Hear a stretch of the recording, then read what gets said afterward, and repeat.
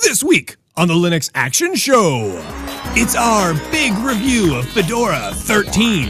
Does it make us want to sword fight with Mr. Sulu? Hint, it does.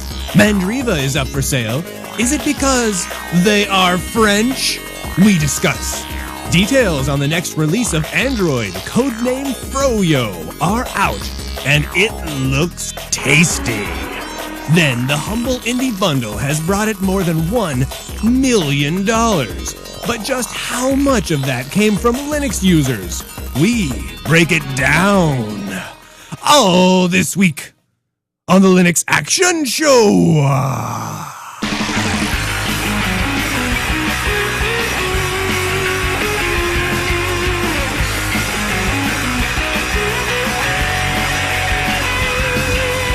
And welcome to the Linux Action Show, Season freaking 12, Episode 1. My name is Brian, with me is Chris. Hey, Brian. The Cherry Asia netbook runs Linux. Actually, Sure it runs Android at that. Dude, it runs like everything you can put on an ARM-powered netbook. It's really cool. It's got a 10-inch screen, super light, super good battery, but I'm the reason I wanted to focus... Oh, check this out. No, wait, before we go any further... Base config, $100. Dude, I know. I'm going to get like 3 of them just because I can. And really, I think this Android on netbooks, on ARM netbooks, This is a great idea. I know, right? I love it. I love it. And in honor of the Cherry Pal netbook, I am drinking Wild Cherry Pepsi Whoa, here. I'm drinking Wild Cherry Diet Pepsi. That wasn't even planned. Diet? Well, it's because of the Seriously? sugar, Brian. Because of the sugar. You know, Dude, it's not listed here. You know, it still has... But no high fructose. Yeah, but it's got stuff that puts like holes in your brain. It doesn't have like well, you mean part like of me and stuff like that. Phenylanitronics? Look at this word, dude. What the? And cherry coke goes everywhere. Read those words though. Those words, dude, I can't read those real words. I tried to read it before. That's why I don't drink the diet sodas, man. So this first of all, funny name, Cherry Pal. Cherry Pal, That's great kind of a funny name. Yeah, I like it. I don't know what version of Android it's going to have, but I'm assuming one of the later versions. And the thing I really like about a netbook like this is Marketplace comes built in.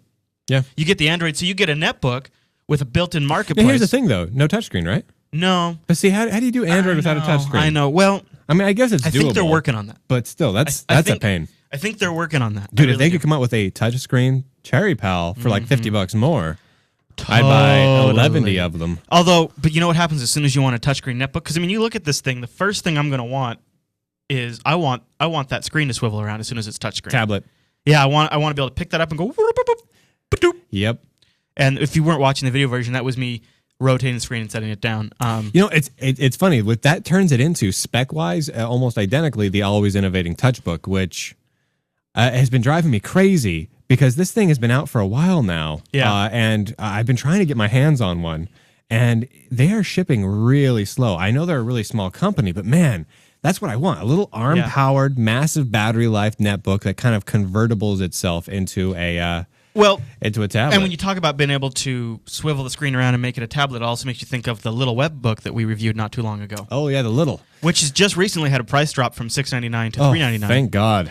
Which is just about. I still think it needs $100 more. I believe $2.99. I think so as well. If they can manage to get the price of the components down another $100 so that they can still make a living, it would be great. At $2.99, I would not hesitate to recommend this to all sorts of people. I'm worried they just have to.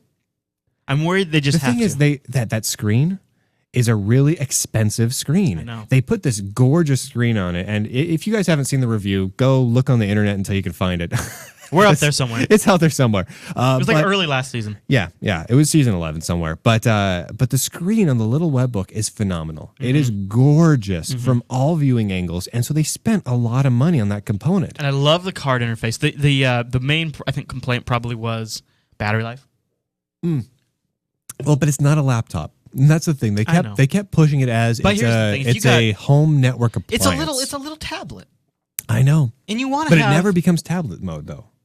That's true. It's always kind of it's either display or typing. Right? It's always an easal mode where it's stand up, or it's at like. And you're computer. almost always able to be plugged in, I suppose, in those scenarios. Yep. I guess then that's not what I want. That's just not for me. I want to be able to carry my device around. What I want is the always innovating touchbook, which goes into that mode as well, basically. Right. Well, the always innovating. I should look that up because the always innovating touchbook also has detachable keyboard. Yeah, the keyboard. Well, basically, in the touchbook, the entire machine is in the display, and the keyboard is just like an attachable component that folds onto it that allows it to become like a netbook. But you don't even need to buy it with the display. If you go to the store, oh yeah, you can buy it differently, can't you? You can just buy it without the keyboard, and it's $300. It's $299. And then can you go back and buy the keyboard later? Yeah, totally. Oh. Yeah, it's fantastic. Did you? And here's the cool part: it has internal USB slots, $20 for a power adapter that you can get into. So you can put in like a little like a clear wired USB card or like a 3G USB card. It's got a slot where you can close a door and keep the device in there. Yeah, so it's on the inside, or same with like GPS or anything else. You slide a whole bunch of little things inside, which is great. There has to be, but.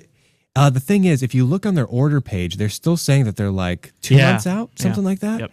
So I haven't gotten one yet, and I want one very, very badly, but they're not. Yeah, they're still putting people in line that expect to be shipping at the beginning of summer. Really? Yeah. So it's pushing out further and further now. They're probably running into some R&D issues. Have you seen the Lenovo tablet that's kind of like this? It's gorgeous. It's a laptop that has a removable screen, which then converts into I think it's ARM Linux netbook, and you put it back in the dock, and it turns into Windows 7. Oh. But for that to happen automatically, you wouldn't have to run Windows 7, but to have that automatic switch, you have to run Windows 7. Yeah. So, but even better though is the Lenovo T netbook that actually has a screen that swivels around, is touchscreen, and folds into a tablet. Oh, no kidding! It's shipping already. You can get it, and it's Atom powered, so What's you it called, can run. The Keybook?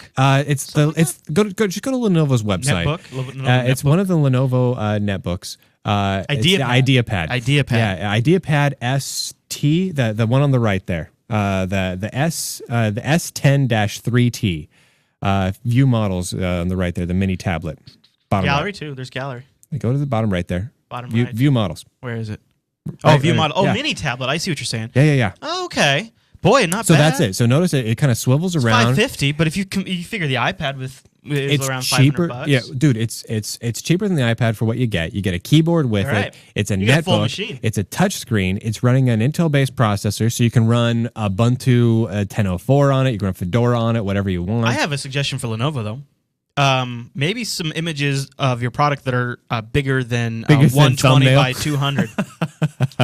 How about that, guys? Yeah, no, I know. We're looking at that's it right there. Yeah, that looks sweet. But it swivels around and becomes a tablet. That looks real classy. Yeah, that's what I'm thinking. Now, I mean, it's a little expensiver, but and the battery life isn't like a 30-hour battery life or anything, but still looks decent. I've noticed pretty hot. I've noticed we've got coming up. I've got 2 Android picks for you. But before we go into that, I just I wanted to say thanks to our buddies over at GoDads.com. No. I want to say thanks to people at GoDads.com. Proceed, sir. I'm going to read something to you, ladies and gentlemen. Buckle yourselves. Here, get ready. And I'm going to read this verbatim because I feel like if I don't read this verbatim, it will not get the power of the statement across. You do want power, dude. Seriously. Sit the heck down right now. All right, ready? I had to change my voice here a little bit. Here. Okay, go. I want to let you in on a little inside scoop. Okay. VeriSign, the registry for .com and .net domains, will be raising their prices on July 1st. Dun, dun, dun. That means our standard $7.49 .com offer from GoDaddy will be going up too. Yep. So if you want to beat that price increase from VeriSign, you need to act now. Just use promo code. Linux. I kid you not. This is Linux. No, it doesn't. I know it's because it was generic. We're supposed to replace that. It says Linux. It says Linux, Brian. It says Linux. Okay, the promo code I have in front of me has like 27 hash signs. Look, everybody look at this. Everybody look at that. What the hell is this? I'm sorry, that was my bad. That was my bad. Hey, switch away from there. You got showing everyone my personal email address. Screw up. That's all right. They all have it too. Oh, yeah. Linux. No, actually, it was cut off. Use the code Linux when you check out to get your discount. Remember, prices are going up on July 1st, so head on over to GoDaddy.com and grab your domain name now. You heard the instructions, everyone. So basically, I just gave you guys the inside scoop. If you've been thinking about getting a .com, what they're essentially telling you is VeriSign's raising the prices. So do it. So now's the time. So seriously, and use our code Linux to save 10% or Linux20 to save 20% off. And if you're thinking, oh, you know what, I need to renew for like a while, dude, just renew now for like 3 years and save a bunch. You know what? I was doing some. I ironically, Googling on search engine optimization for Jupiter Broadcasting. And one of the things I found is if your domain is like, you know how you can buy for a year or 3 years or 5 years? Google takes that into your ranking. No, they don't. Yeah, because they look at they bring in URLs and they do all these lookups on it, and they say, all right, if they've bought a 5-year domain, then they plan to be around for a while. Versus like a spam site who's going to buy a year, be around, and shut down, or someone. They also don't want to populate their database with bogus links to sites that don't exist. So sites that have longer term contracts, they rank higher in search listings, which makes total sense. I never thought of that though. You goofing with me right now? Totally serious. I did not know that, but when I read that, it's that kind of stuff. I'm like, oh, of course they do. That makes sense. Why not? All right, I've got 2 Android apps. You know, at the top of Linux Action Show, we like to pick out a few Android apps because Android is exploding. We've got news about that coming up in the news docket. You guys. I've got first app I'm going to talk about is Bump. Now, you might have heard of Bump as an iPhone application. As the most stupid iPhone application I've ever heard. Stupid, but so practical at meetings and stuff because you literally go up to the guy and be like, okay, here's my contact info. I know it sounds dumb, dude, but... Dude, it totally sounds dumb. I do it 4 or 5 times a week. So both people have to have it running. Right. And so they're like, okay, I'm ready to bump. And you go, joink. You don't and have everyone to bumps touch. No, you do. Everybody you do. wants to. That's what they do. They all want to. Bump. And right. then it beams over your V So card while you're or hating whatever. on Bump, check out what Stupid. Bump has added recently. All right? All right, You show ready me what for Bump this? has added. Blow my mind. Boom. You can now bump pictures, right? Cool enough. Applications. I think this is an Android only. I don't think you can do this on the iPhone. The Android you app, couldn't do that on the iPhone. You can bump apps now. Dude, you got to check out this app. Check it out. And you send it to the guy. Bump. Come on. You and I could use the hell out of that. Yeah, it's cool. That's cooler. You're just hating because these guys came on the iPhones first, but now they're making their Android app better than the iPhone version, which you should make. I can get behind that. That's good math. That's cool biz. And you can also bump pictures and That's contacts cool biz. I don't even know what that means. from your Android Cool biz. phone to your iPhone buddies. So you're not. It's not like Android to Android only. It's cross-platform. So everyone can go cross-platform. Yeah, Wonder with what pics and contacts, but not apps. No, but not apps. All right. Yeah, it's really cool. It's free, so why not? And if you've been using AppBrain, which I love the F out of AppBrain. Yeah, it's a good website. Wow, AppBrain's so cool. Yeah. Then the second, I had to throw this out there because good website for finding Android apps. I've got a backlog of awesome Android apps that I want to share with you guys, so I'm going to do 2 for a little bit. And the next one up is one of my most favoriteest things in the world, and that is Dropbox. Right? Dropbox. Yeah. I mean, no. My life. First thing I install on every computer, Dropbox. Everything. It's amazing. I now pay for the Dropbox Pro.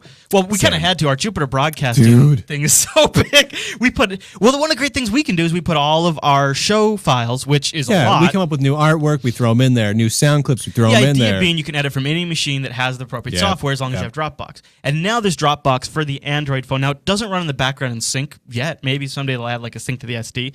But it gives you on the device, you can browse your Dropbox, open files. And one of the things they've done is they defer to the default applications on the Android device. So if you've got your favorite picture viewer, when you click on a picture, it opens it up in your favorite. Same with Word docs, all that kind of stuff. That's so there's a great no limits thing about on Android. Yeah, there's no limits on what the file types it can support.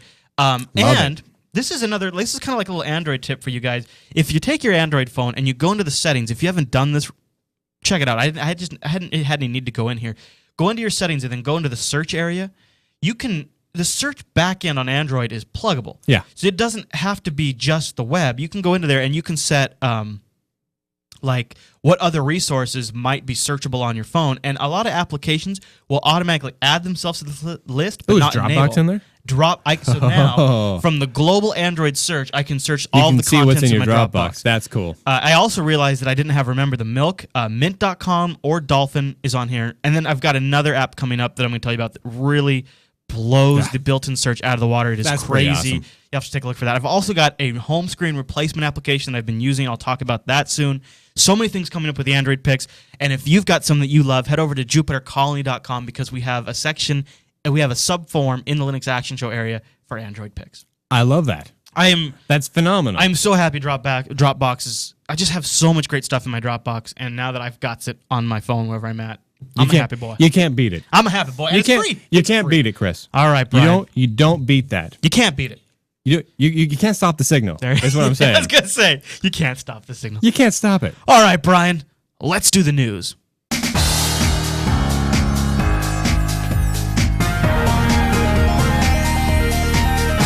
What's new in the news this week? All right, Brian. We got a really gaming-heavy news docket. Thank God. So I'm going to bust out... I got to be honest.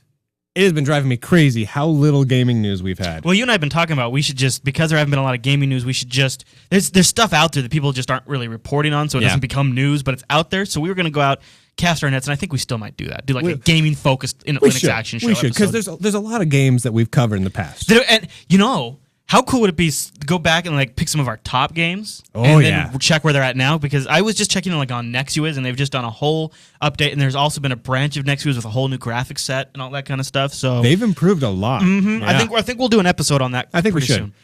Before we get into the gaming stuff, let's talk a little about something that makes me a little sad in my heart. Our top story on the news docket: Mandriva is for sale. It is amazing how many people I talked to that got started in Linux with Mandrake. Now, let's be clear on this.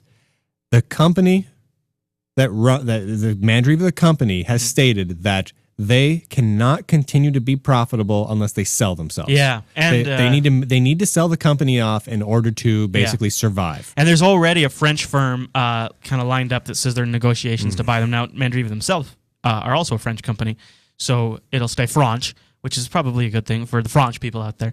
I don't know exactly how to pronounce their name. It's Lignora or something like that. I don't know. Linganora. I was trying to figure it out. Linagora. Right. There's French words all over this page, ladies and gentlemen, and I don't know what to do with that. Honestly, I know there's a translator online, but I don't think it'll handle it because I think French is too new. Honestly, I don't really know what to say here. Like I put it through my Klingon translator, and it just came back with it came back with Shakespeare. Is what it came back with. Mandriva is. I don't know what to say. Mandriva is the beginning of Linux for so many people, and I don't know how they didn't manage to hold on to that. And a part of me is a little disappointed. I get it. I'm a little disappointed that. This was inevitable because I just don't believe they ever really had a great business model figured out. No, they never had a great business model figured out, and Mandrake and then Mandriva was great, but they were the easy-to-use, Windows-friendly Linux distro, right? Yeah, I mean, that's what they were. And now we've got several Linux distros that are incredibly popular, incredibly easy to use by comparison, and the need for Mandriva or Mandrake has slowly eroded. Let me ask you something. I think you couldn't argue that Mandriva, or maybe it was still Mandrake at the time, definitely took a hit when Ubuntu shipped. Oh yeah. But Dude, people jump ship? Is that Ubuntu's fault, or is it GNOME and KDE's fault? Did people switch because GNOME might have? I do remember Mandriva, especially during the early 3.0 days. In fact, I think when I started using Mandriva, it was still KDE 2. Yeah. The interface was super, super cluttered. Like that was back when KDE just had every button to do everything. Everywhere, yeah. And then an Ubuntu those were good days, though. I'm not trying to blame KDE. Yeah, exactly. Yeah. I liked that in a lot of ways because I was coming from Windows where I had so many options taken away. Yep. And I loved all the options, but I realized maybe that kind of wears people out. Kind of a sad deal, but it sounds like if they're already in negotiations to get bought, maybe things will just keep moving nice and smoothly. And this new company will step in and be able to provide the financial backing that they need to be successful. I hope so, because, I mean, and here's the thing, Mandriva also has a very, has a file syncing service, similar to Dropbox or Ubuntu One, but that's the thing. They come up with some very cool stuff. Yeah. They make very cool solutions, but they don't really tell anyone. Or they're not. You know what I mean? Or maybe they just. It might be a cultural difference. Maybe they don't know how to. Maybe they don't know how to communicate properly. Maybe everyone in France knows about it. Yeah, I know the French are big on it. So I know the French are big on that. The French are big on it? Yeah.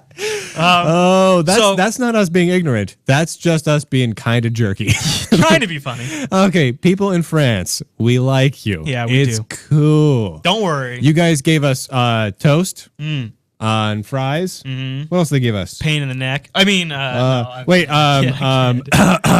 condescending looks. Oh wait, I mean, shoot. No, I'm arrogant coffee. Yeah, arrogant coffee. I don't know. A stubbornness not to switch to English, even though they need to. What about their rampant support of the metric system? Oh, humor. Oh, French humor. Let's talk about the next story on the news docket. It's right now. No French users will listen to our show anymore. That's all right. And suddenly, we lost 4 people. We love you guys. Nah, we're just kidding. We love y'all.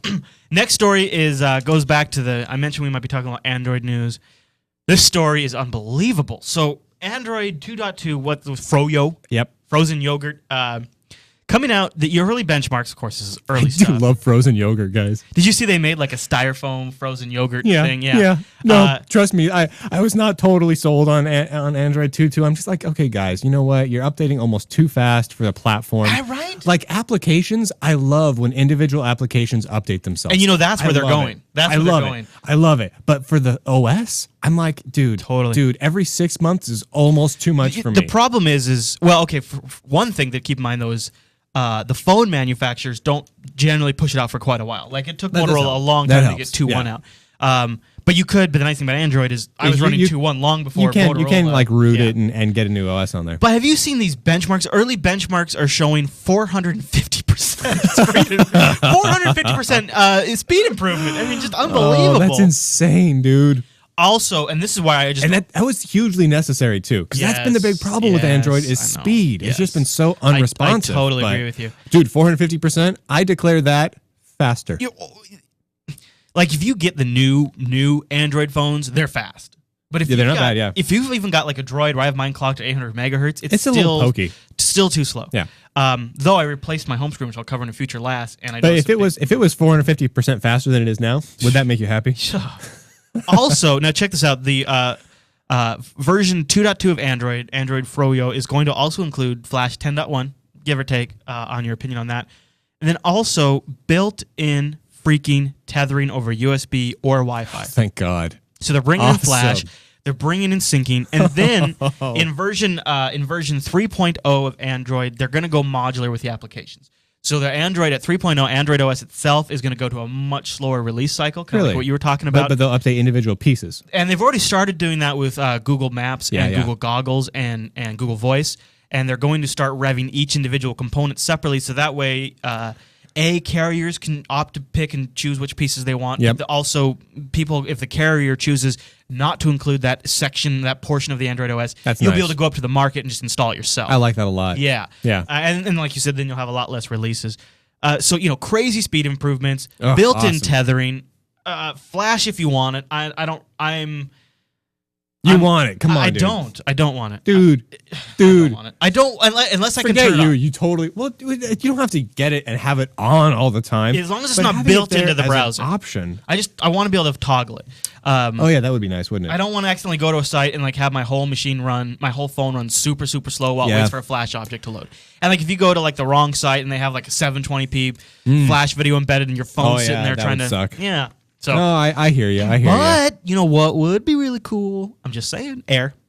Dude. Air for Android, Adobe Air Air would be great. Yeah. Would love that. Because then, oh boy, because now when you're a developer and if you can make one application for all the platforms, any more options, that's always good. So Froyo 2.2 is looking awesome, and I am super excited. I'll be throwing it on my Droid and giving you a full review as soon as I can get a ROM that's not going to destroy my phone. Dude, you got it, man. You have to. One last Android story before we go on. It's just you cannot get away from it. The mobile I did a little market, dance when I saw this news item, by the way. Mobile market, Android, Linux, all that stuff is just where the momentum is right now. And Android has just announced. Google announced a surpass in iPhone sales. This is based on third parties numbers, NPD, which it only looks at the U.S., so it's not. But these are U.S. sales, and these are about as accurate as we're going to get. Yep. 28% of the smartphone market has now gone to Android. BlackBerry, to give you an example, has 36%. Why? And Apple is now sitting at 21% of the smartphone market. Yeah. Now this is going to fluctuate when the next iPhone comes out. This will shoot up, but it goes to show you that Android's nipping and right now even passing up Apple, which is awesome. Android has a great trend on it going right now. What's not on this list, in fact, what is actually trending downwards big time is WebOS. Yeah.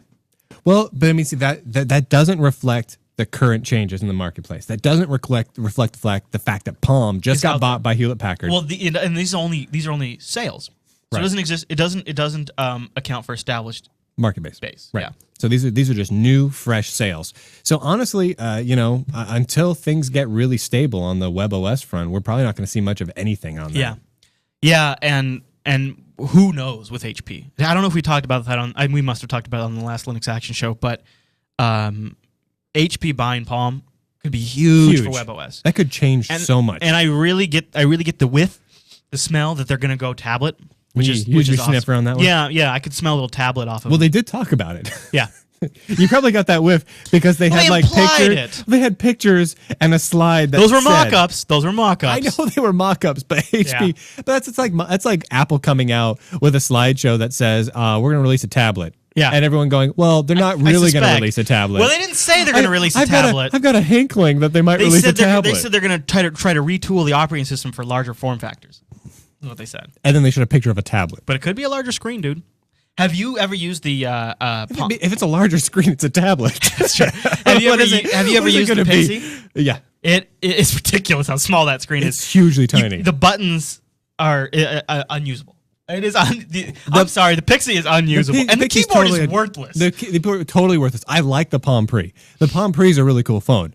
The Pixie I can't use. Mm-hmm. Yeah. Although I think the Pre also has a worse keyboard even than my Droid does, and my Droid keyboard's awful. You know, it's got a great keyboard.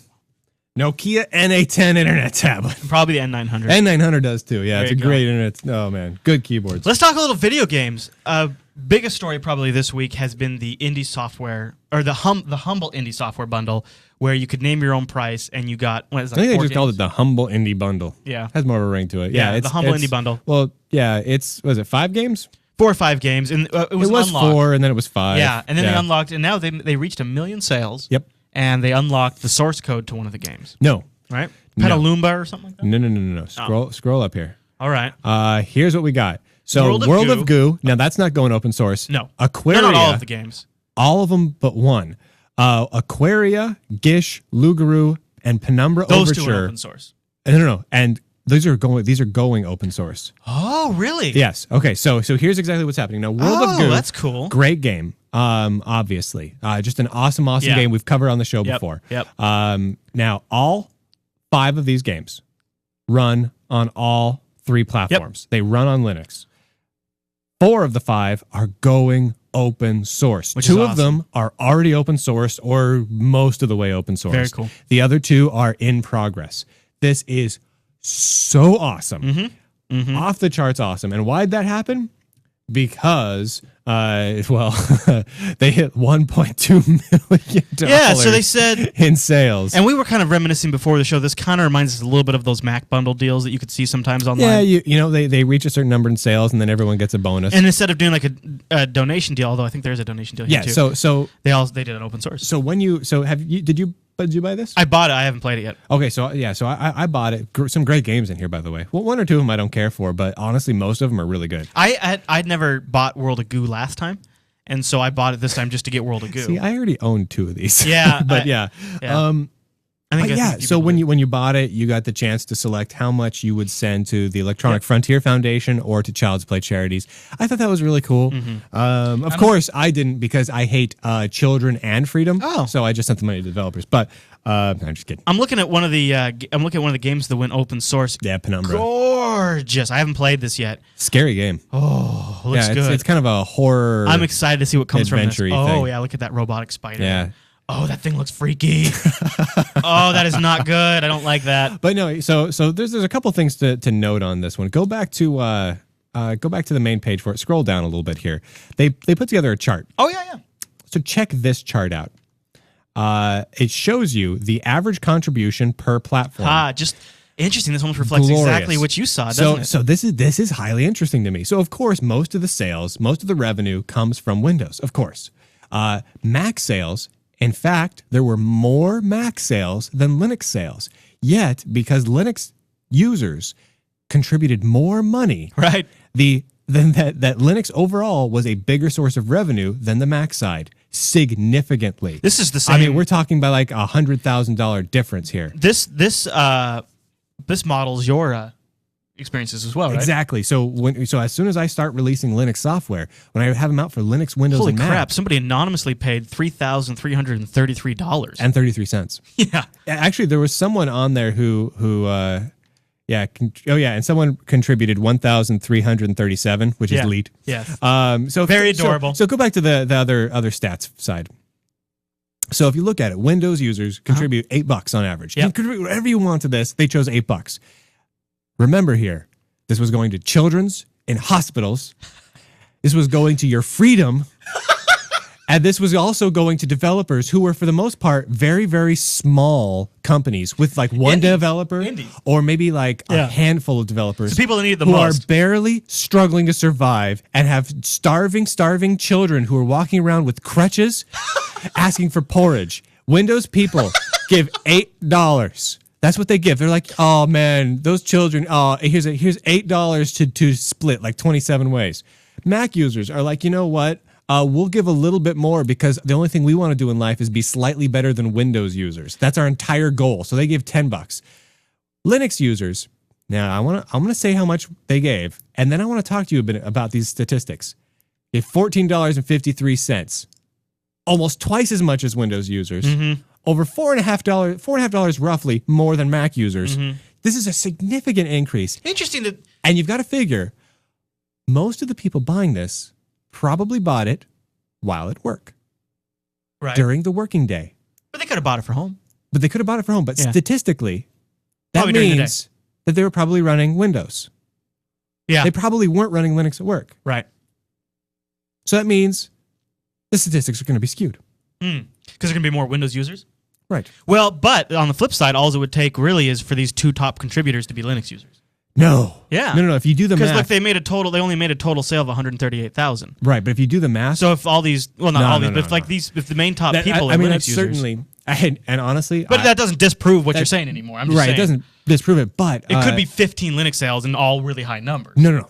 The math. Basically, well, I know, I'm not saying exactly, but yeah. It has to be decent. I think this shows exactly what we've talked about. Windows users will pay the cheapest, but they're going to buy the most. They're going to buy the most. Mac users will pay a little more, but they're going to buy less. And Linux users because Linux users want software and they want to prove a point. They will contribute a lot. Yeah. But there's just not as many of them. But they will pay a lot clever, more. And I had a really cool game in development, and I wanted one of these engines. I would have totally paid $3,333 to get the engine open source, and I could build my game off of it. You thought that too, right? Yes. Dude, seriously. Yeah, I'm like, it's just... You know, there's going to be those 4 games that are going open source. There's going to be variations and mods and all sorts. They've already probably got the... Oh, yeah. There's going to be like they're going to take like the horror game and like add in like weird little bunnies that attack you. So and you know weird stuff's going to happen. Look what happens when a group of casual casual game developers get together and they produce something that's DRM free. They make $1 million. So that's awesome. $1.2 million. Yeah. That is really... And growing. So, awesome. And the next story fits right in with our gaming theme for this section of the news docket. It's not really official, but it's officially unofficial. Valve will be releasing Steam. It's official, man. Dude, no, they made the announcement. It is coming, but we do not have a date. A third party on behalf of Valve made the announcement. No. Yeah. No, sir. It was part of the Valve announcement. It was just that there was only one sentence at the very, very end of the Mac announcement. I believe it anyways because Phronix, or however you pronounce her name, has a semi-working version of Steam. They found the code, and it's sitting right behind a glass of beer on their website, which is genius. Yeah.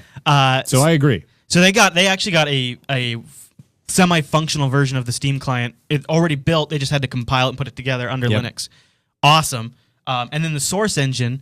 Valve has already said they're working on this. They've already done this for the Mac version now. So people are going to, if they're writing for the source engine, they're going to be able to build Mac, Linux, and Windows games. Awesome.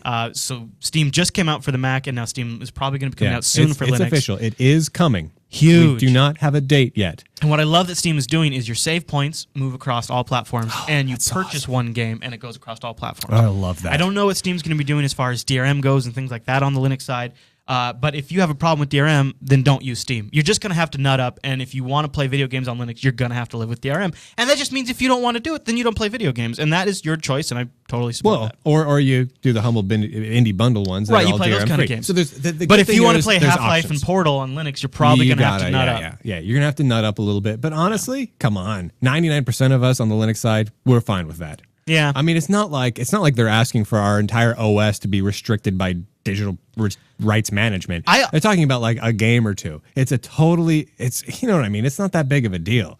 Yeah. Not to me anyway. And I think anything that they try to do on the Linux side is going to be so easy to reverse engineer. And plus, this is a stepping stone. If they can get stuff out for Linux and the Linux user base responds by buying the crap out of it. I will. We'll buy a ton of it. And then when we've bought a ton of it, And we've proven to them that we want it. And then we turn around with one unified voice and declare, please give us these DRM free. Then they'll be like, oh, well, you guys are buying stuff. Then they can at least consider doing that in the future. Right. So that's it's a big risk to even move into a new operating system. Let alone move into it with now any protection of any kind. Right.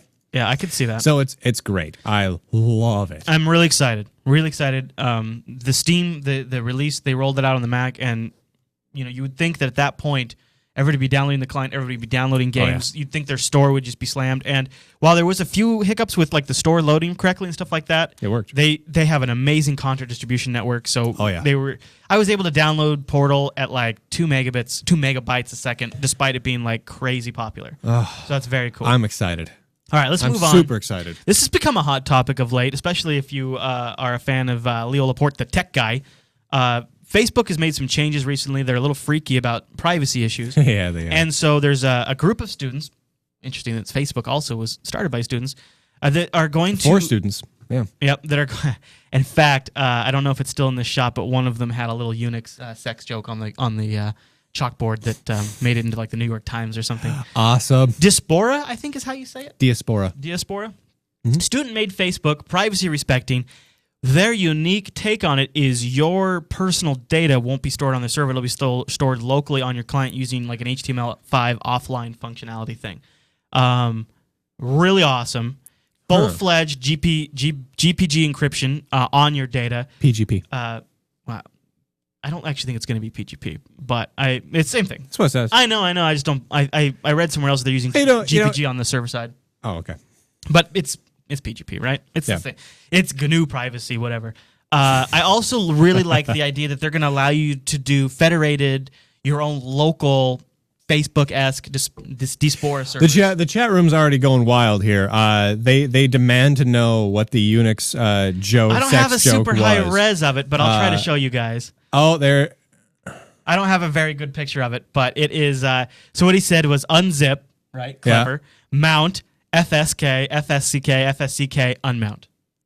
And he's got this smug picture of him in the shot. And oh, that guy. Yeah, it did make it to the New York Times, too. It says, bonus points for sneaking some naughty bits of Unix command line jokery into the New York Times, which then they later cropped out. But I'll link to it in the show notes if you want to check it out. It's clever. It's cute. And he's got this total smug look like, look what I just did. That's my man right there. Whoever you are, by the way, email us in. We want to give you props. Did you see that they uncovered alleged instant messages from Mark Zuckerberg when he was in college building Facebook, and his line was something to the effect of, "Hey, if you want to know anything about the 4,000 Harvard students, I've got all the information."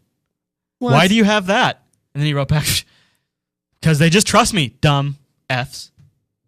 Yes, it's on. Is that a joke? No, it's like how. Like, why would he have his chat transcripts from back then? Well, his buddy kept it. Really? Yeah, and then Facebook has released a statement saying Facebook has released a statement saying they deny it. No, they didn't deny the instant message or the conversation. They just said, well, his feelings at the time don't reflect his feelings now. Oh boy. Yeah. Oh boy. So Facebook actually has me pretty freaked out because I don't care if all my crap is public. Well, to be fair though, that's a funny joke.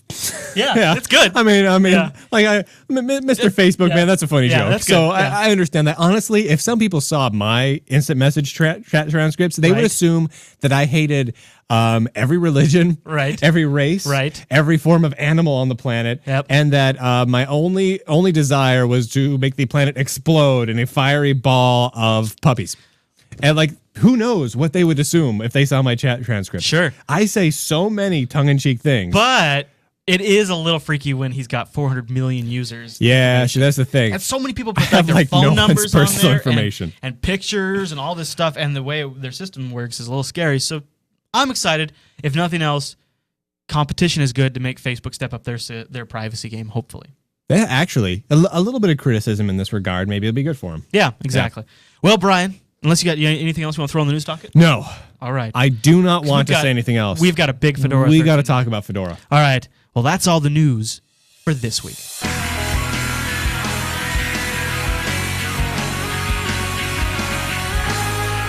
I do believe it is time to review something big here. Mm-hmm. It's the first episode of the season. 'Tis the season. And Fedora 13 was slated to come out tomorrow. They pushed it back another week, I believe. Is it about a week? Yeah, I think it was either a week or 2 weeks. Week or 2 weeks. However, it is essentially final now. There's a release candidate version of Fedora 13.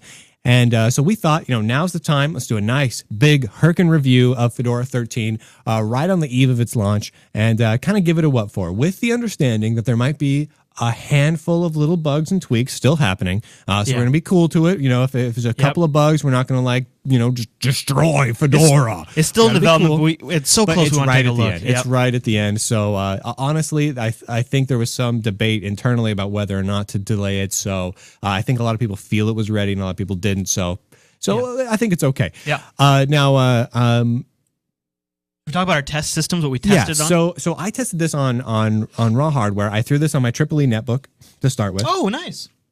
And so I did this all on netbooks and on my HP Mini. And I did this. My review process, the way I generally work is I start with a VM, I evaluate it in there, and then if this evaluation reaches a certain point, I then move it to hardware, because usually the way we stack reviews is one device is already dedicated to the review for the next week. So I kind of have like this rotation process. I got to the VMware stage, and I'll get into that in my review why I didn't move it to the hardware stage. Right. But so to start off, one of the things that I know we've traditionally ragged on Fedora for is the look. Yes. We're going to try to avoid that because that drives you guys crazy, apparently. And the only reason why we really have done it is because sometimes Fedora nails it so perfectly that we also have the flip side where we're really impressed. Yes. That it really is the big thing with Fedora for me is some releases, they'll get a particular feature, like a network manager or the look and feel or the bootloader, something they will do so spot on that it makes you stop. It makes you go, wow, they really rocked the house. Yeah. And then the next release, they'll break it and they'll change it. And I know they're trying to be cutting edge, but you get so used to them really just hitting those marks and being so awesome that when they screw up, it's big. It's jarring. It's hard to get over. Feels like a step back. Yeah. Should we start with the installation process? I used the Live CD. Me too. The first time with a Fedora install I've ever used the Live CD, because I've actually liked the Anaconda installer quite a bit, but I thought times they are changing. Times they are changing. And when I wanted to try it with the Btrfs file system, so at the bootloader, and maybe this doesn't work on the Live C because it didn't work for me. I added the kernel boot option for BTRFS. Yeah. And then when I got into the installer, I went and did a manual disk arrangement, because they say you enable it and then you go manual and you can choose the Btrfs as your file system, which is supposed to. If you remember, one of the things they're doing in Fedora 13 is really pushing Btrfs with snapshottings. There's even a tie into Yum, so you can snapshot your file system before you install a package, so you can roll back. Genius. Cool. Way cool. I added the Btrfs flag to the boot to grub. I booted up, went into manual disk mode, and I didn't have I only had it like your standard file system choice. Yeah, I wasn't able to get it to work. I honestly, to be fair, I gave up after about 25 minutes of tinkering with it. I wanted to just get past installation. Yeah, see, me too. So I tried it. Couldn't get it to work, so fine. I just went the EXT route and called it good.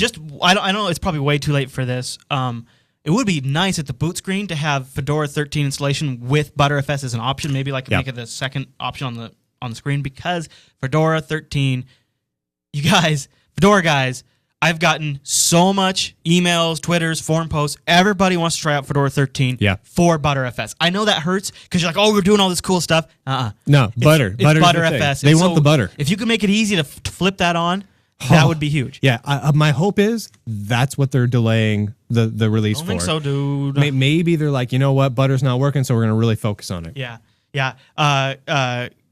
Conan the Kudo. They're saying it doesn't work in the Live CD. Doesn't work with the Live CD. And go figure, it's the first time I tried the Live CD. I only do Live CD. At this point, What was your impression of the installer? It's fine. I thought it was pretty good. I thought it was a little complicated in a couple areas, but at the same time, I also think when it comes to disk partitioning, like Ubuntu is lacking in my options.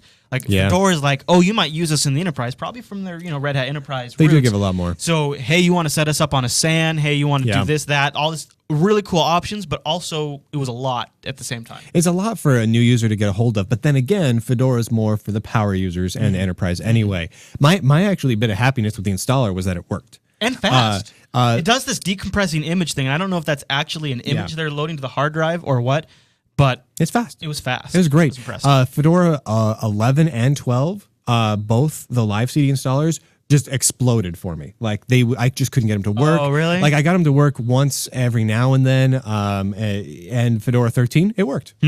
So for me, I was like, oh, the installer worked. And here's the thing. That was a big brownie point for Fedora, because previously I could not get the installer to work no matter how hard I beat it over the head sometimes.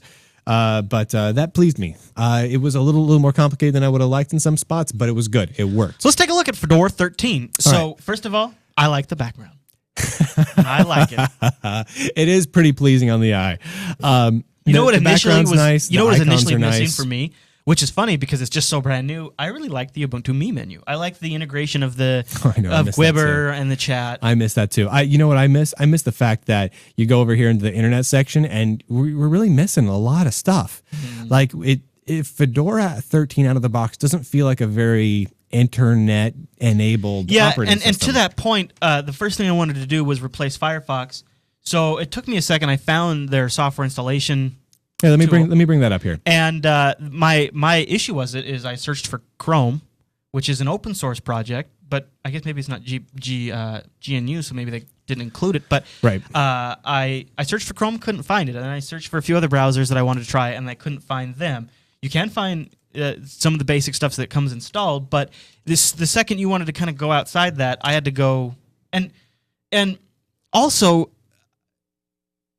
I thought, well, maybe I'll give Firefox a shot because it is their default browser, and so maybe certain things are going to work better. Like, say I go to a site that requires a plugin that's missing. Yeah. Maybe they'll integrate that. I got to a site, say, JupiterBroadcasting.com, that needed Flash, and the pop-up came up to install the plugin. I ran through all the process, got to the end, said Flash install failed. Yeah. Would you like to do a manual install? Okay, sure. So I farted over to Adobe, and the manual install didn't work. So I farted over to Adobe.com. I got the Adobe's download page. To their credit, they have a Yum file that you can download and add to your sources list. Yes. Which, good job on you, Adobe. Thank you. Fedora, this is something that both OpenSUSE and Ubuntu can do. When you go to a site that requires Flash and Flash isn't installed, it should at least prompt to install Ganache. And here's another thing. If you aren't going to do it properly, don't tell me that you're going to do it properly. Yeah. Don't pop up a thing that says, hey, you want to install Flash? Here we go. Let's install Flash. Okay, let's go install Flash. And then totally screw up. I don't think there's anyone on the internet that this works for. And here's what's adorable. So I wanted to play along, and I went to their software manager thing. I'm not a big fan of it, but it's definitely functional, and it's a really nice interface on top of Yum, so I got to give them props to that. But it needs some improvement. After looking at the Ubuntu application store, the usability difference is substantial. It's huge. Though I think... Honestly, this is very similar to the add remove applications that Ubuntu used to ship with. I think it's better than Synaptic. It's better than Synaptic. It looks nicer. It looks more modern. It looks cleaner. Exactly. So that's nice. Honestly, I don't dislike this. I really don't. It's just that... It's cumbersome. It's crowded. It's hard in light of what we're getting now from another distro. Well, and check out what you searched for, Brian. You searched for Epiphany, and you got 3 things there, and I don't know what None 5 of them are. Epiphany. You got 1, 2, 3, 4, 5, 6. And I only know I know web browser for GNOME. Yeah. Well, it's really like what I've noticed is using this, you really got to be a pro user who already knows your way around this stuff. If you were a new user, none of this would make heads or tails sense. Which is okay. It's okay. It's just that's a statement. That's a statement. It's a statement. No, I want to point this out. Hop back over to the screenshot real quick. I really like the folder icons. Me too. Dude, here's a general thing. Me too. All right. I know we're not going to talk about missed the boat on. Look and feel too much. Hop back over. Back over to screenshot. There you go, Chris. Nope, sorry. Yeah. I have the buttons messed up. So 2 things. Or 3 things. 1, background, great, right? Mm-hmm. That looks really pretty. Look how pretty that is. Yeah. If you've not seen the video version, go check out the screenshots. You'll know what I mean. Yeah. The icons. There we go. Really slick looking icons. I just lost control. Oh, Brian lost control. Everyone, he does that sometimes. I can't. Usually, though, he's had too many drinks when he loses control. I can't control. left click in here anymore. I was getting that a problem a lot with Fedora under a virtual machine. You can hit that magnify though, and you can make see where it says 100%. You click that guy, you can make those icons bigger. No, I can't left click. Oh, it's not working. I can't left click. Oh. Yeah. That's what I'm saying. So Fedora under VMware loses a left click like every 5 minutes. But look at the icons. The icons are nice. One thing I want to point out, the icons are nice. The background is nice. The window border looks older than hell. It looks super, super old. I'm not saying it's bad. I'm not saying it looks ugly. I'm not going to get into that. I'm just saying that it looks old and out of place. Yeah. Whereas like on the Ubuntu side of things, that I think this is funny. Ubuntu put in like this new window border and this new background, but didn't fully change out all their icons. Yeah. So Ubuntu has like these orange awful icons in spots, but everything else looks classy. Here, the icons look super classy. The window borders look yes, we look know you old can and change busted. the theme. We understand that. I want to talk real quick, going back to Ganache, because this really upset me. So I played along. I installed Ganache, figuring I'll see what it can do. Right? Yeah. Now, the thing I like about Ganache, but also what I think is bad about it, is it's totally modular. You can install Flash support into the local Totem video player. You can plug codecs into Ganache, so you're not just restricted to what Adobe ships Flash with. Here's the downside: is the plugins are the codecs are pluggable. You don't have to ship them. Left click is back. Hey, nice dude. Thanks, Fedora, for giving me my mouse back. Or VMware. Not sure which one of you is at fault, but one of you's at fault. So I tried to play Flash video. I got Yeah. the fail, so then I installed Ganache. I had to install several things. You install Ganache, which is first just a standalone player, doesn't even add web browser support. So then you have to go back and install the web browser component of Ganache. Wait, what? Ganache by itself now ships I didn't even try that route. on at least with the Fedora packages by default. It's just a standalone player. A player. And then you can install a web browser plugin. Here's the adorable part. You don't get H.264 playback because H.264 is patent encumbered, and since Ganache is modular, it doesn't have that. So then I went back. Now I could see the Flash image still. I click play, and now I got a missing H.264 codec with a link for more information. That link, and here's what pisses me off, sends me to a Fedora wiki page. And you know what that wiki page says? If you're looking for codecs, you might find many interesting things by using a search engine like Google. Are you joking with me? That's their official response to find codecs. Now, video playback, MP3 playback, this isn't something that's brand new. This is basic computer 101 that every single computer user on the entire planet that is connected to the internet needs to be able to do. And you told them to go Google it. No, they didn't say. Now, if we could find so many interesting things via Google, that means that I'm assuming you tried Googling it and found interesting things. Right. Why don't you provide me a link to the interesting and here's things what's great to install is it? their link just takes you to google.com. There's no like sample search? No. I thought, okay, well, maybe they've got like a predefined search. So that means one of two things. One, they have no idea what people use. Or two, they actually didn't try Googling it to actually see if anything interesting came up. Their other recommendation is you could try a third-party repository that might have it. Then you go to their third-party repository page, and you get this very, very scary looking, especially if you're not really familiar with Linux and you don't quite even know what a repository is. Because let's face it, a lot of people that are new to Linux heard of Red Hat, so then they go Google desktop Red Hat, they find Fedora, so they're trying Fedora. They've never even seen Linux before. Then they go here and they say, well, you can Google it or you can add one of these repositories. Then they go to add a repository and get this very scary warning that says, don't use these, but if you want a codec, you have to. But you're not an asshole, are you? It's that kind of crap that makes me feel like it's Fedora versus the user. I feel like when I do this kind of stuff, I'm pissing them off. Like I'm using the operating system in a way that they didn't intend for it to be used, and that's not a good desktop experience. No, that's awful. And it's See, this now kind of stuff. I went through the Flash thing. I got just went and normal got Flash. I had working. to go uninstall Ganache, and I got Flash. And once I did a manual Flash install off Adobe's site, it was fine. It was fine. Yeah, once I installed it off the site, it was fine, and I just went that route. Yeah. Yeah. That's really ridiculous. Is what it is. I mean, it's I don't know.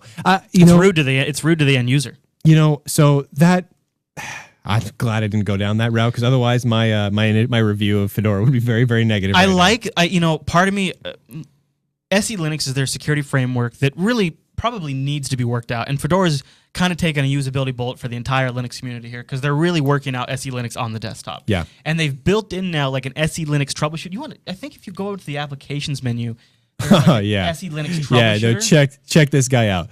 All right, so. Right here, SE Linux Troubleshooter. Right. And you go in there, and what it is it's a log parser that goes and sees if anything's been broken because of SE Linux, and then it integrates in with their new bug management system where you can automatically submit a bug. That's pretty neat. I haven't had a need for it yet. I like it, but I would like maybe when you log in, What about an icon on the desktop that takes you to like a Fedora wiki page that's like an introduction to what SE Linux is? Because as a general user, all I know is there's this SE Linux thing that's breaking my stuff sometimes, and there's a way I can troubleshoot it. And obviously, it breaks so often that there's 2 separate tools on the Fedora desktop to troubleshoot SE Linux. So it's obviously an ongoing problem. So there probably should be some user education. And I'm not saying turn it off. I think this is an important thing that needs to work. But they need to tell people what it is. And honestly, here's the thing. I know a lot of Linux users who've been using Linux for a lot of years. They don't really know what SE Linux is because they come from a distro where the word SE Linux is not shoved in their face. Right. So if you are a SUSE user from way back, if you're an Ubuntu guy or a Debian guy and you flop over to this, you're like, what the hell is this? I mean, honestly, if you're not a power user, you're not going to go start Googling and researching what SE Linux is. I mean, most of us are going to know. Most of us listen to this show by now, probably know. But come on, that is a little bit ridiculous. And it's also a little scary that there aren't a lot of applications pre-installed, which I think is fine. But then when you go down to the system tools, the fact that 2 of the applications installed here are automatic bug reporting tool and SE Linux troubleshooter, it starts to give you an impression that things go wrong all the time. I think that needs to be consolidated down. I mean, that's just kind of ridiculous that impression is given. What I did like as far as bug went is I had something crash. Ganache, actually, I think crashed. And built into the notification system came up, Ganache player has stopped working. And then in the actual notification, there's a little thing to submit an automatic bug report right there. Nice. I like that because that's nice. When it crashed, it didn't even cross my mind to submit a bug. And then as soon as that little notification came up that said, hey, this quit working, sorry about that, would you like to submit the bug? I was like, yeah, I actually would like to submit the bug. I'm glad they put that right there. Yeah. That was really slick, and I hope that really is going to help improve some of this. Yeah, no, that's pretty cool. So we talk about, first thing I want to say is on and off throughout the Linux Action Show, we've covered Fedora's move away from mono, which has primarily been... That's what I want to talk about now. It's been primarily said that they moved away from mono for space on the CD. Which I'm going to declare a little bit of BS on that. Well, you look at it this way, the Ubuntu DVD is 680 megabytes. Okay? The CD, yeah. Is it? Ubuntu's only a CD still, isn't it? Yeah. Ships with like 3 or 4 mono apps by default. Yep. Fedora has removed mono and has like a 790 And I'm going to point this out. Yeah, I'm not really sure how this works because Fedora 13 actually seems to ship with less applications. And it's larger in size. Right. So you guys are doing something else wrong. That was not the solution. Wasn't mono. The reason why we're saying this, and the reason why we're saying it like this, is because both of us are not happy with the mono replaced applications. So there are 2 key applications to think about here. One that jumps up is show and tell. You've got to admit Shotwell. Shotwell. All right. So they replaced FSpot with this thing called Shotwell. Yeah. It is essentially mini light FSpot. It has some nice publication features to publish to different things. Yep. I looked at this application and it made my mind hurt. I just want to create a new tag or something. It's got this list here on the left. It's just got 2 things in it, photos and events, and I can't add anything new to it. You can't add tags. That doesn't work. It's an incomplete prototype of an application. It does not work. It does not work. They're doing the events thing, which is cool because then the software is like knows these pictures were taken together, so they're probably the same event. I think in a year, this software is going to be rocking. This is going to be a great iPhoto competitor, a great FSpot competitor. But FSpot's there now. FSpot's already there. It's already at that stage, and. Plus there's a bunch of KDE tools that are there. There's a bunch of GNOME tools that are there. There's a lot of photo management. What happens when you're moving forward on the desktop and you're bringing applications? They're getting more and more mature. They're getting better and better with every release. When you swap stuff out that's well done to something that's still under development now, I know that's kind of your focus, Fedora, but the general impression is there that the desktop Linux isn't moving forward. Because if every time you're going to try it out... backwards. Every time you go to try out, if the applications do slightly less, but they've got great potential, but they do slightly less, that's awesome for developers. But as users, we look at that and go, oh, so I can do less than I could do before now, and it crashes more. Not that Fedora itself has been fairly stable in testing, but when the applications are new, they're just not as stable. They're totally not as stable. Now you look at like Pulse Audio. Fedora was one of the first to ship Pulse Audio. I think where they've got Pulse Audio out now is great. In fact, if you hover over the volume icon, you get like the actual decibel levels, the estimated decibel levels. That's pretty awesome. That's for guys that do recording when we need to send signal to a board. That's super nice. It's working great. I can't I can't disagree with that. It looks good at this point. And Gnome Note, which is another, we're both big Tomboy fans. Gnome Note is good. Yeah, I don't really have anything to say about Gnome Note. I didn't try their syncing. So here's another problem I've got. Okay. We're being negative. We should come up with some fancy Rogue stuff. Processes. So check this out. Whoa, that's using 200 what? Yep. So the GNOME settings daemon and the GNOME system monitor. I'm going to assume these are bugs. If you look up here in the upper right hand corner, go to the full screen shot. That's as close. Oh, yeah. I can get that. Yeah. There you go. In the upper right hand corner here, I'm pegged. Yeah. I'm just pegged. Yeah. Both of my CPUs are just crunching like crazy. I'm not running a single application other than the system monitor. Even if I close it, I'm still pegged. Obviously, according to this, Metacity, Nautilus, everything is running at 200% CPU. We'll submit a bug for that because that's obviously a bug. Tons and tons of bugs. So that's. But I'll assume those are bugs. Now the Notepad thing. So Tomboy, G-Note, right? Tomboy was replaced with G-Note, which is essentially a Tomboy clone. I'm going to repeat that. They did not want mono, so they rewrote an existing application. Somebody else did, right? They, meaning the people who did it. Yeah. And rewrote it because they didn't want mono. That's fine. In C++, it is essentially Tomboy. I have no problem with that guy rewriting It G-Note. seems, I have a honestly, like it works pretty okay. Yeah. I don't see a huge amount of difference from Tomboy, other than it's not going to sync necessarily perfectly because it's not going to have the latest Tomboy. Can you bring up System Monitor again there? And I'm just curious to know how much memory G-Note uses. I'm just curious if they have it listed there. I'm sure it's pretty lightweight because the guy's been really focused on it. So 6 megs. 6.7, yeah, 6 or 7 megs for nothing here. So, and if I bring open the notebook here, I think that's about what Tomboy would take, or more even, really. Yeah, it's about right, and that doesn't open. Oh. There we go. Wait a minute, that opens a note, but I didn't. No. So if you wait a minute, so if you go new notebook and create a notebook, it makes a new note, but not a notebook, just a note. Yes, and you try to click it. Try to click that. And if you click that note, it brings up a note. Yeah. Oh, and it actually makes another new note because that's a note inside that notebook.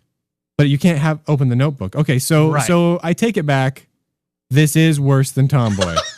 Well, I like what they're going there. It's buggy. Because you could have categories, right? I could have a... You can do that with Tomboy. Yeah, I know. But Tomboy, it works. It works. So this is the whole problem, is it feels like it's not finished.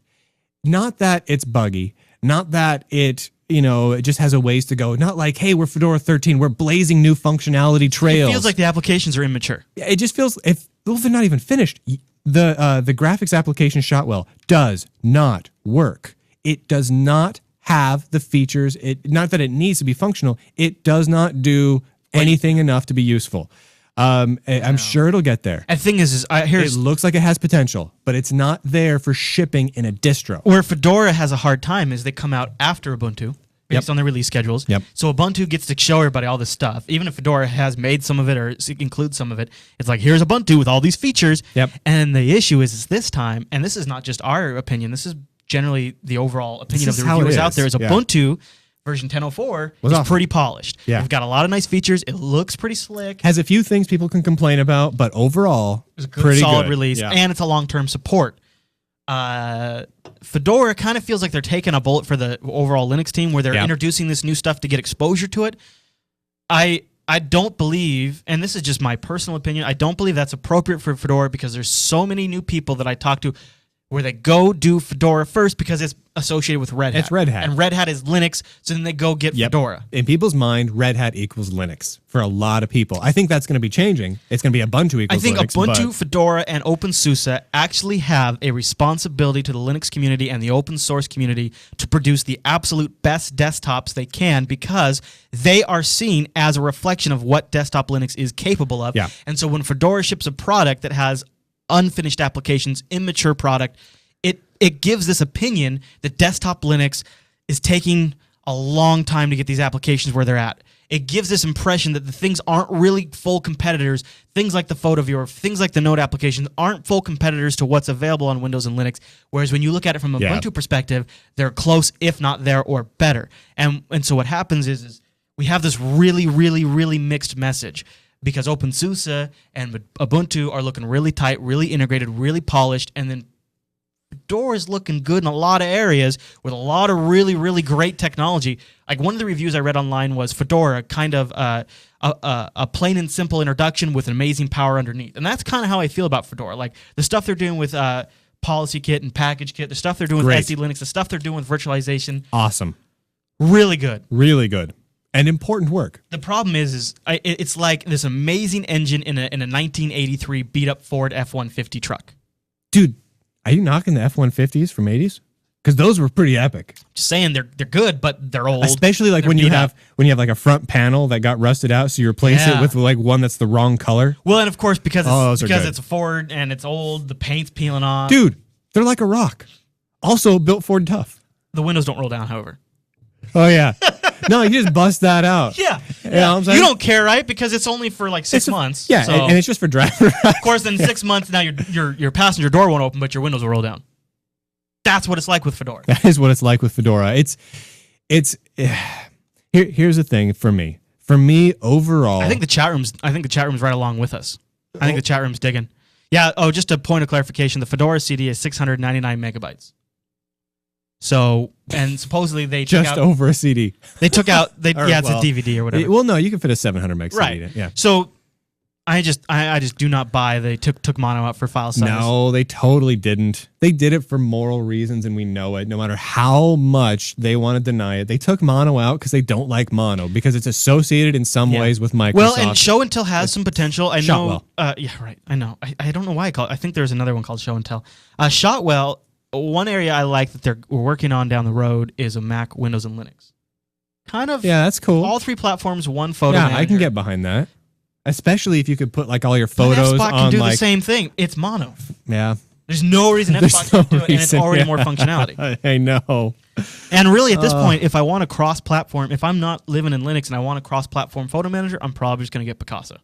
Dude, yeah, seriously. Yeah. That's kind of how I roll too. Yeah. You know, I didn't want to hate on it, and I don't hate on it, but I'm going to say I ran into all these issues. I just didn't move on beyond the VMware stage after these issues. Is better than Fedora 12 was for me.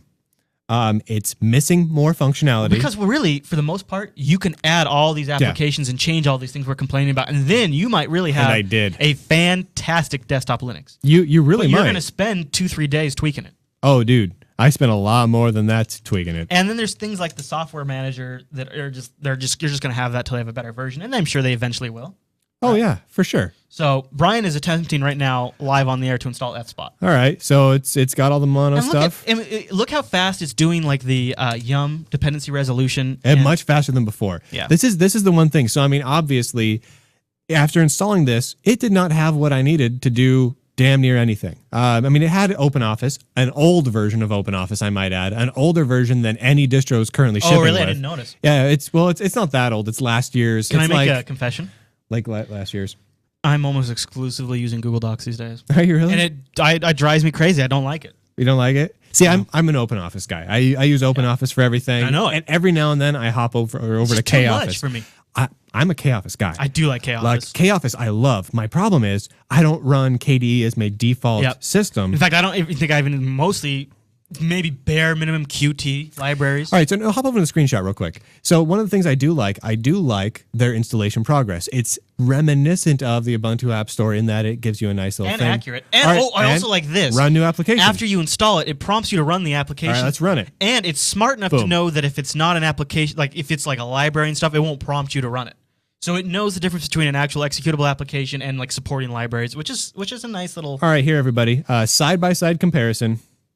Here is Shotwell and F-Spot. And one of the things I've always liked about F-Spot, which huge difference, isn't apparent without photos in there, is there's a timeline indicator at the top of F-Spot. Yep, Shotwell does not have this. I've always loved. It's a little bar chart of like your most photo activity, and you can go to any time in your photo library where you've been really active or low and see the pictures from that time. Yep. It's so overall, I like Fedora 13 more than Fedora 11 or 12.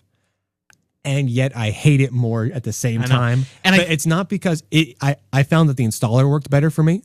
Overall, the system is snappier. The package management is much improved. Significantly improved. Rikai mentions in the chat room, and I was going to mention this in the review, is Ubuntu 10.10 is slated to have Shotwell. Yeah. Yeah, that's tentative still from everything I can tell. I'm hoping they don't do it. And I'm looking at that. And you know what? If Shotwell ends up being better than F-Spot, sure. Yeah, when it's better. If it's better, but grab I it. plead with you Please, guys out there go for until it. Use software. the best.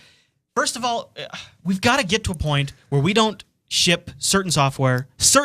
I understand you guys have got to test stuff. You got to get hands on it. Certain bread and butter, basic user functionality of the desktop.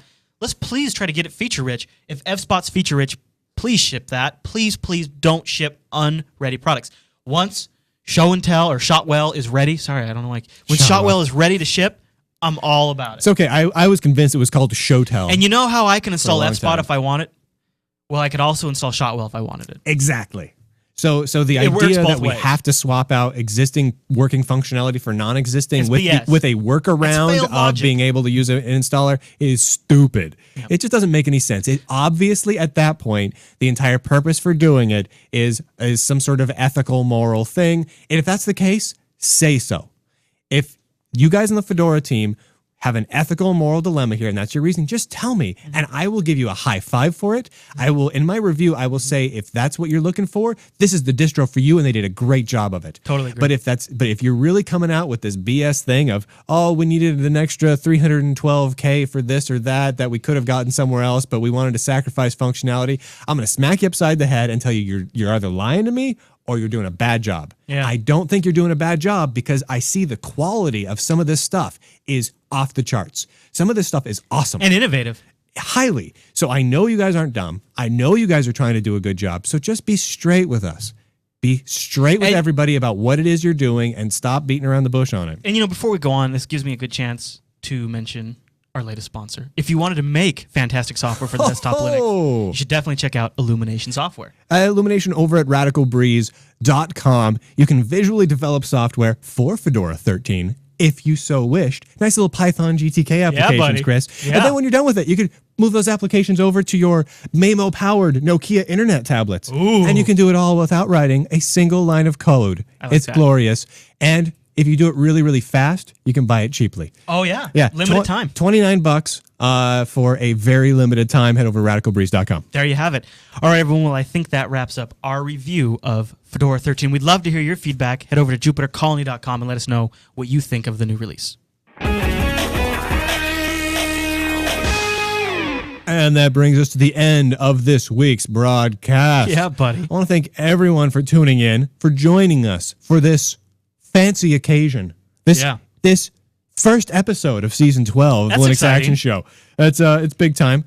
Season 12. What does that mean? Is that does that mean something in like astrology or something like that? 12? No, it does mean our 111th episode.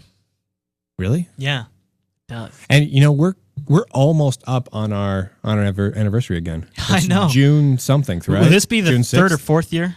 Don't know. Should we count? We're such guys. At some point, just don't care. What would really be great is if you guys could figure out how long we've been on the air. That would be handy. Yeah, and then go add it to our Wikipedia page. I can't. Oh, I think it might be on there. Oh, okay. Already. Yeah. So I wanted to say, if you guys haven't checked out Beer is Tasty lately, we've been doing some really exciting stuff with Beer is Tasty, including on review beers. We go down with the guys on location. Yeah. On location. Yeah. Whatever I said. We on review beers. We go down on the guys that make what? No, we go on location with the actual brewers and review their beer right there in front of them. Yeah. And one of the episodes, we actually drink unfinished beer right out of the spigot. There's a vat of beer. And we're like, blah, blah, blah. The guy Mitch is like, yeah, you could just take it right out of there. I'm like, can we do that? Yeah, can we do that? And then he's like, well, yeah, you could. And Brian's like, no, he's really asking if we can do that. Yeah. That was awesome. And he's like, well, it's not beer yet. It was good. Yeah. Check it out. We just did the Sam Adams Cherry Wheat review, too, which was a good episode. That was fun. That one was after a batch where we'd drinking a lot of beer. Yeah, so we were kind of toasted. We were a little tipsy. It's probably a good phrase for putting that. So if you ever feel like watching the Linux Action Show, guys, get a little drunk. That's probably the best way to do it. It's the most convenient method that I know of. Head over to jupiterbroadcasting.com. You'll find Beers Tasty There. It's fantastic. All right, well, I think we're wrapping up this episode of Linux Action Show. We sure as heck And are. we've mentioned the forum. There's jupitercolony.com if you want to leave us feedback. There's a Facebook page. Yeah, Facebook.com/Jupiter Broadcasting. Whenever we're going to do any live streaming or anything, we usually announce it there first. So if you want to stay on top of it, that's a good way to do it. Buddy. Especially if you like the whole Facebook knows everything about you thing. So that's two birds with one stone and right there. if you don't, but you want Twitter to know everything about you, I am twitter.com/ChrisLAS. And I am Brian Lunduke on Twitter. There you have it. All right, everyone. Well, thanks so much for watching this episode of the Linux Action Show. We'll see you next week. Later, everybody.